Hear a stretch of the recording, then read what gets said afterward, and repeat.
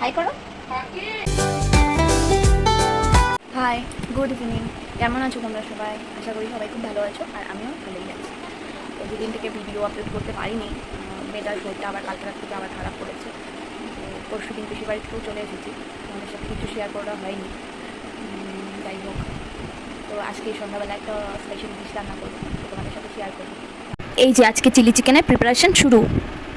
Chicken marinate করে নিয়েছি, 1 ঘন্টা থেকে ম্যারিনেট করে নিয়েছি। এখানে আছে পেঁয়াজ, আদা, রসুন, লঙ্কা, তারপর ডিমের সাদা অংশ, কর্নফ্লাওয়ার, লেবু, এগুলো দিয়ে ম্যারিনেশন করে এই তো তেল গরম হয়ে যাওয়ার পর চিকেনগুলো কড়াইতে ভেজে নেব। গরম তেলে সাদা জিরে, তেজপাতা, আদা, রসুন ফোড়নে দিয়ে দিলাম। এই ফোড়নগুলোর মধ্যে ভেজিটেবলগুলো দিয়ে দেবো। ভেজিটেবলের মধ্যে আছে ক্যাপসিকাম, পেঁয়াজ, লঙ্কা, টমেটো, এগুলো একটু নেড়েচেড়ে সটে করে নেব। ভেজিটেবলগুলো একটু ভাজা ভাজা হয়ে গেলে এখন দিয়ে দেবো 3 রকমের sauce, tomato sauce, chilli sauce আর হচ্ছে সয়া সস। তারপরে একটু ওই বাটি ধোয়া একটু সসের জলগুলো দিয়ে নেব।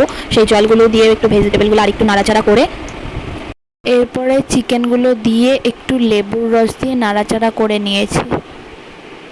তো ঘরোয়া পদ্ধতিতে নিজের মনের মতন ট্রাই করলাম, সবাই তো বললো ভালোই হয়েছে। তো এরকম আবারও তোমরা যদি রেসিপি দেখতে চাও নিশ্চয়ই আমাকে জানিও, আমিও চেষ্টা করব তোমাদের সাথে শেয়ার করার।